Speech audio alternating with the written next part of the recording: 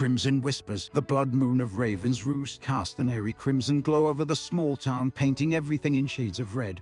It was on this ominous night that a young couple, Jack and Emily, moved into an old abandoned house at the edge of town. The house, with its decaying facade and overgrown garden, seemed like the perfect place for a fresh start. As they settled in for their first night, the moonlight shone through the windows, casting long, ghostly shadows across the floors and walls. It was then that Jack and Emily first heard the whispers, faint, almost inaudible, like the rustling of leaves in the wind. They shrugged it off as the sounds of the old house settling, but as the night wore on, the whispers grew louder and more persistent. Each night, the whispers would lead them to different rooms of the house, revealing hidden doors, secret passages, and forgotten memories of the house's dark past. It wasn't long before the couple began to realize that the house was once home to a vengeful spirit named Abigail, a woman who had been brutally murdered by her jealous husband. Consumed by curiosity, Jack and Emily delved deeper into the house's history, unearthing a twisted tale of love, betrayal, and revenge. It was during the peak of the blood moon that the whispers became an overwhelming, unbearable presence in Jack and Emily's lives. The spirit of Abigail revealed her true intentions. She sought to possess their bodies, to use them as a means of exacting her revenge on the descendants of those who had wronged her. Desperate to save themselves from Abigail's wrath, Jack and Emily turned to the town's eccentric librarian, Mr. Hawthorne, who had an extensive knowledge of the supernatural. He provided them with a plan to banish Abigail's spirit and break the curse that had befallen the house. But the ritual required a great sacrifice, one that Jack and Emily were not prepared to make. As the blood moon reached its zenith, Abigail's spirit grew stronger, more determined than ever to claim their souls. With time running out, Jack and Emily made a heart-wrenching decision, knowing that their love would be tested beyond measure together. They performed the ritual, sealing their fates and the fate of the house forever. In the end, the whispers ceased, and the blood moon of Raven's Roost faded, leaving the town bathed in darkness once more. Jack and Emily, forever changed by their harrowing experience, left the house behind, seeking solace in the hope that they had finally laid Abigail's spirit to rest. But as they walked hand in hand under the moonless sky, they couldn't shake the lingering feeling that the Crimson Whispers would someday return. Months had passed since Jack and Emily left the old house in Raven's Roost, and they'd done their best to put the terrifying ordeal behind them. They settled into a cozy apartment in a nearby city, embracing the comfort of the bustling streets and the anonymity of the crowds. But as the days turned to weeks, and the weeks to months, they couldn't ignore the gnawing feeling that something was still amiss. Late at night, as they lay in bed, they'd catch faint, indiscernible whispers like echoes of their past haunting their dreams. With each passing day, the whispers grew more persistent, invading their thoughts and disturbing their peace. Determined to confront their fears and find a permanent solution, Jack and Emily sought out Mr. Hawthorne once more. The old librarian, upon hearing their story, became gravely concerned. It seemed that their previous attempt to banish Abigail's spirit had been insufficient, and she had grown more powerful, feeding on their lingering fears and vulnerabilities. And together they delved deeper into the history of the town and the house, searching for clues that would help them put an end to Abigail's torment. It was in the dusty pages of an ancient, leather-bound tome that they found their answer, a ritual that would not only banish Abigail's spirit, but also sever ties between her and Jack and Emily, ensuring their freedom.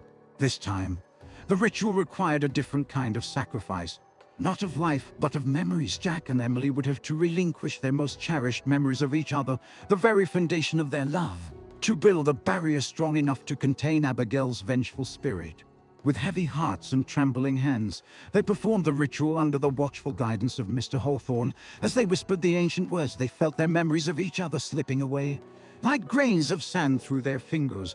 When the ritual was complete, they looked into each other's eyes, seeing only strangers where once there had been love. Abigail's spirit, now trapped within the confines of the old house, screamed in frustration, her whispers silenced for all eternity. Jack and Emily, their hearts aching with the emptiness of their sacrifice, went their separate ways, their love for each other buried beneath the weight of their forgotten memories. Years later, Jack and Emily crossed paths in a crowded city street, each living a new life, unaware of their shared past. For a brief moment, their eyes met, and a feeling of recognition flickered between them, like the faintest whisper of a long-forgotten love. And as they walked away, the blood moon of Raven's Roost rose once more, a distant memory of the crimson whispers that had once bound them together. Eyes of the Raven, Dan Blackwood was an eccentric artist, well known in the town of Raven's Roost for his vivid, otherworldly paintings. His work often captured the darker aspects of life, and he had a particular fascination with the blood moon of Raven's Roost. Convinced that the crimson orb held the key to immortality, Dan sought to unlock its secrets, spending his days poring over ancient tomes and his nights painting the blood moon in all its sinister glory. And as the blood moon cycle continued, Dan became more and more obsessed, his paintings growing darker and more grotesque. No longer content to capture the moon itself, he began to paint the townspeople, each portrait a twisted reflection of their true selves, their features warped and monstrous.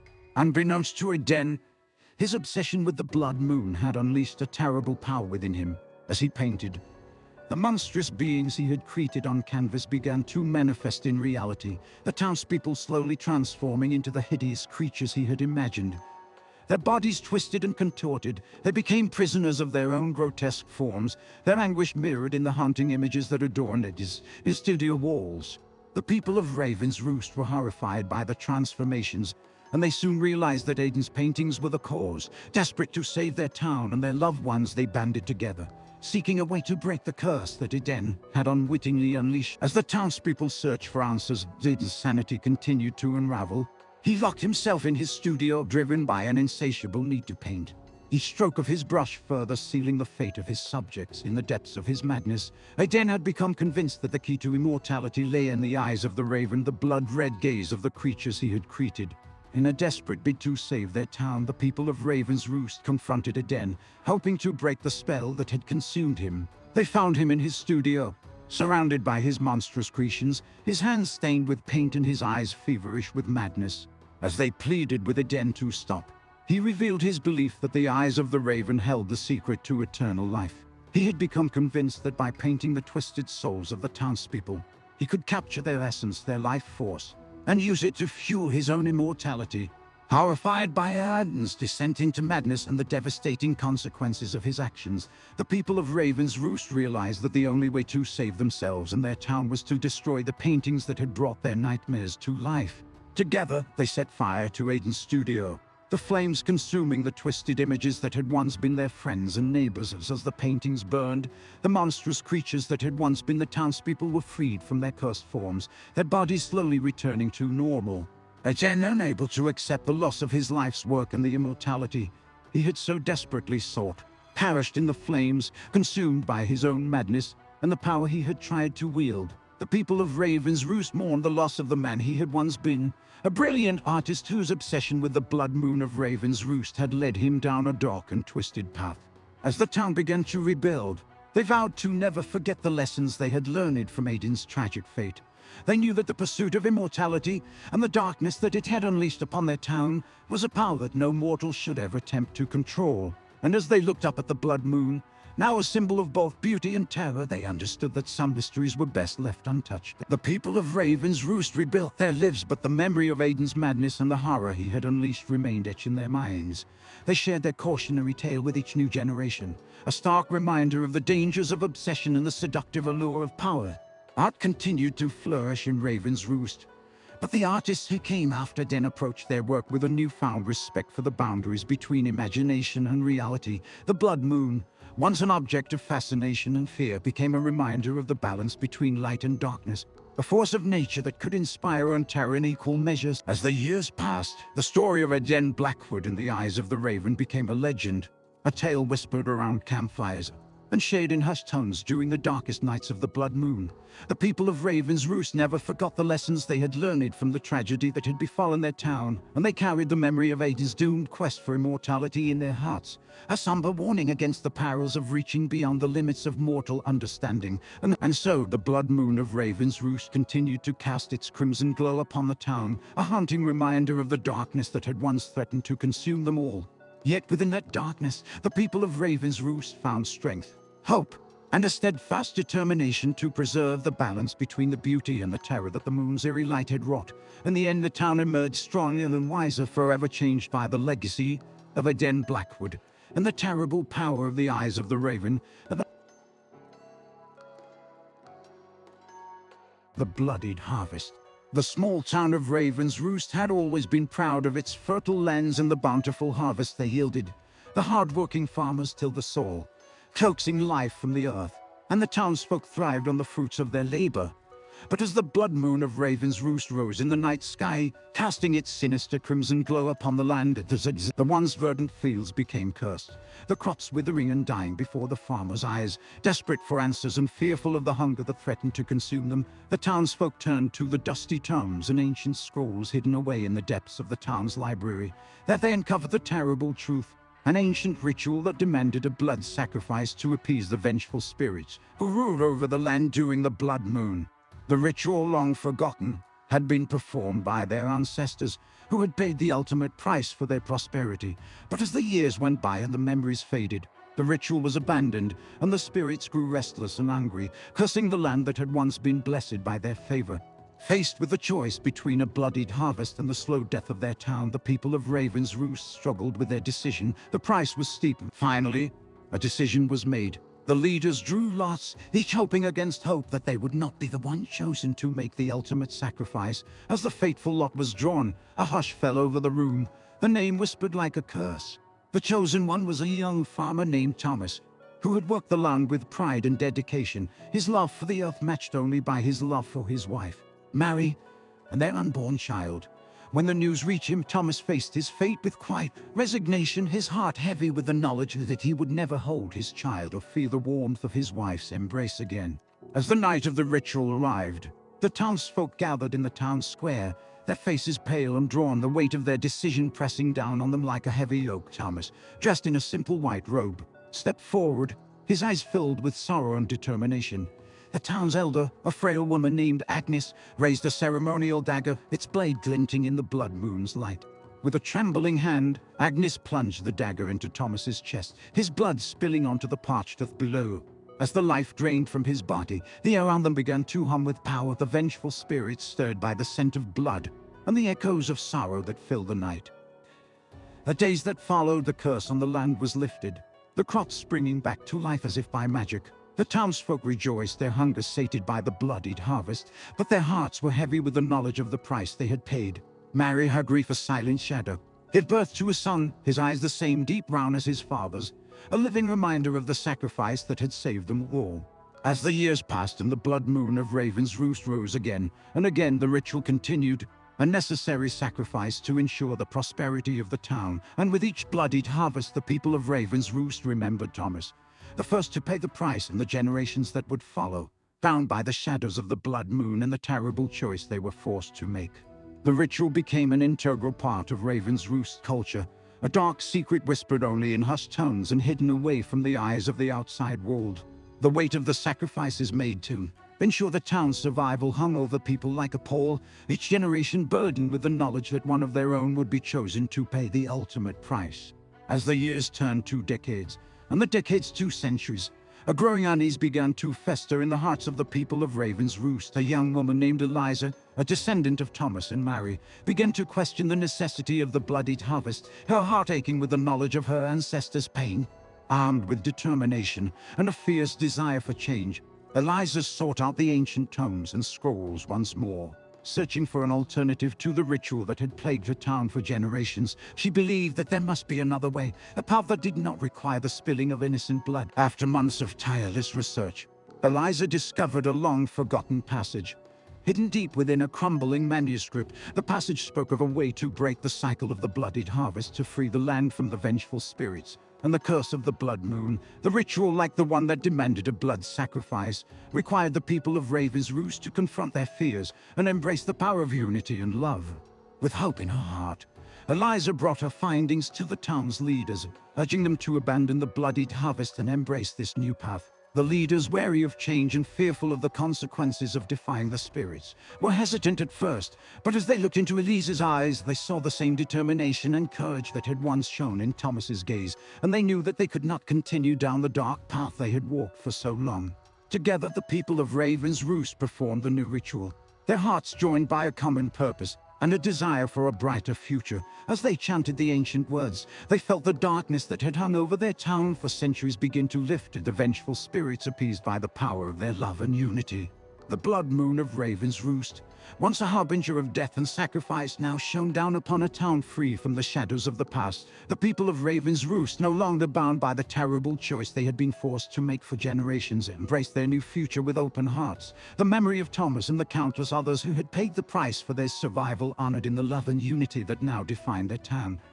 And as the crimson glow of the blood moon faded with the dawn, the people of Raven's Roost knew that they had broken the cycle of the Bloodied Harvest, their town forever changed by the power of love, courage, and the unbreakable bonds that united them all.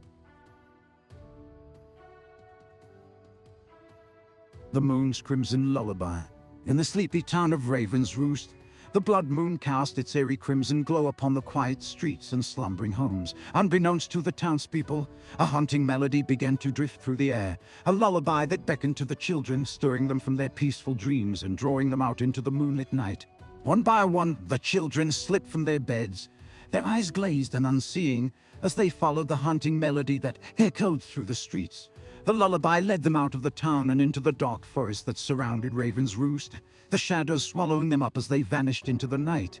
As dawn broke, the townspeople awoke to find their children missing. Their homes eerily silent and empty. Panic and fear gripped their hearts as they frantically searched for the lost little ones, their anguished cries echoing through the empty streets. As the search party ventured deeper into the forest, they stumbled upon a long-forgotten cavern, its entrance hidden by the twisted roots of ancient trees. The haunting melody of the lullaby seemed to emanate from the depths of the cavern, a siren's call that lured the desperate townspeople ever closer. Gathering their courage, the townspeople descended into the cavern, the darkness pressing in around them as they followed the ethereal notes of the lullaby. As they ventured deeper into the earth, they discovered an ancient chamber, its walls adorned with forgotten symbols and the remnants of strange rituals. At the heart of the chamber, they found the missing children, their bodies limp and lifeless, their souls seemingly trapped within the sinister melody that echoed through the cavern. As the townspeople stared in horror, a malevolent entity emerged from the shadows, its form ancient and terrible, its eyes glowing with an unholy light. The entity introduced itself as the composer of the moon's crimson lullaby, a being that had long lurked in the depths of the earth, feeding on the souls of the innocent. It offered the townspeople a terrible bargain. In exchange for the release of the children's souls, it demanded the souls of the townspeople, a payment that would grant it eternal life and unimaginable power. Faced with the impossible choice between sacrificing themselves or condemning their children to eternal torment, the townspeople hesitated, their hearts torn between love and fear. But as they looked upon the lifeless forms of their children, they knew that they could not abandon them to the darkness. With heavy hearts and a newfound courage, the townspeople agreed to the entity's terms, their souls offered up as payment for the lives of the children they loved so dearly. As the entity claimed their souls, the haunting melody of the moon's crimson lullaby began to fade, the children's spirits released from its sinister grasp. As the children awoke, their memories of the lullaby and their nightmarish journey to the cavern lost in the haze of sleep, the townspeople breathed their final moments filled with the bittersweet knowledge that their sacrifice had saved the ones they loved. In the years that followed, the story of the moon's crimson lullaby became a legend, a cautionary tale of love, sacrifice, and the terrible price of eternal life. The town of Raven's Roost, forever changed by the loss of an entire generation, vowed to honor the memory of those who had given everything for the sake of their children. And as the blood moon continued to cast its crimson glow upon the town, the haunting melody of the lullaby remained a whispered memory, a somber reminder of the darkness that had once threatened to consume them all, and the courage of those who had faced that darkness with love and sacrifice. The children who had been saved grew up with the knowledge of the terrible price their parents had paid for their lives, a burden that they carried with them throughout their days.